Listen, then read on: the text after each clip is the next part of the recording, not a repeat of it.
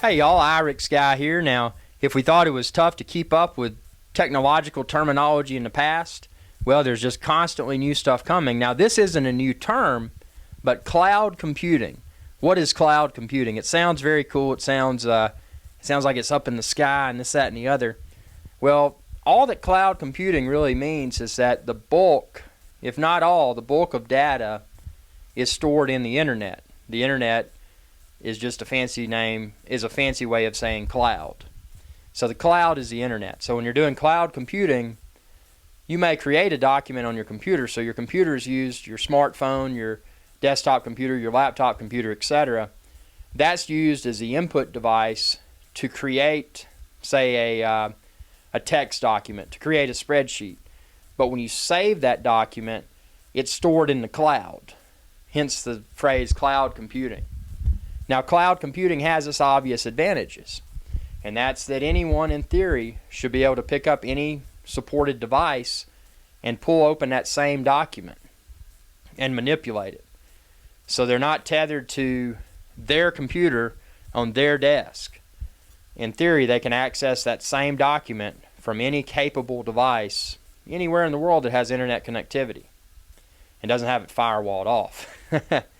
But that's at a high level what cloud computing is, and I think that I personally utilize cloud every day. I like iCloud, the Apple cloud-based product. It's super nice to create a document within Pages, which is Apple's word processing software.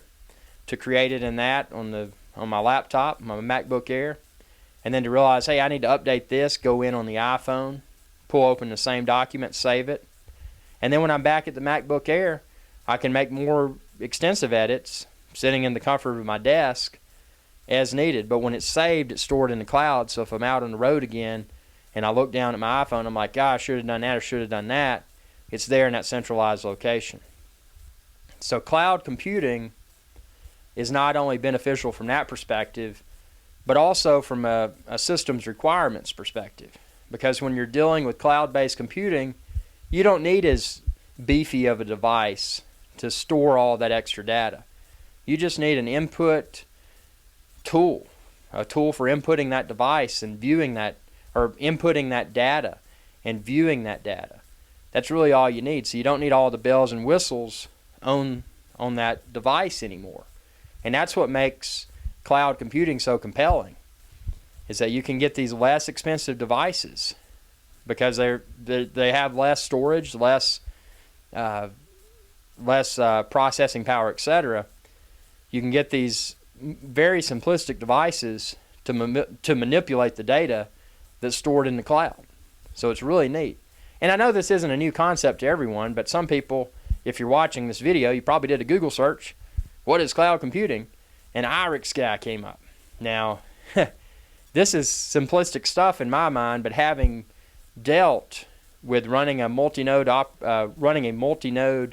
bulletin board service back in the MS-DOS days, I've seen the evolution of technology. I've seen technology before the internet. I saw the first days of AOL, CompuServe, and Prodigy. And also saw the first days of the local internet service provider that led us to where we are today. And the invention of networks such as Napster for sharing MP3s, which morphed into social media. It's just amazing. But subscribe if you haven't already. It's youtube.com/IRIXGuy, and share this video and any of my videos with others. Y'all have a good day.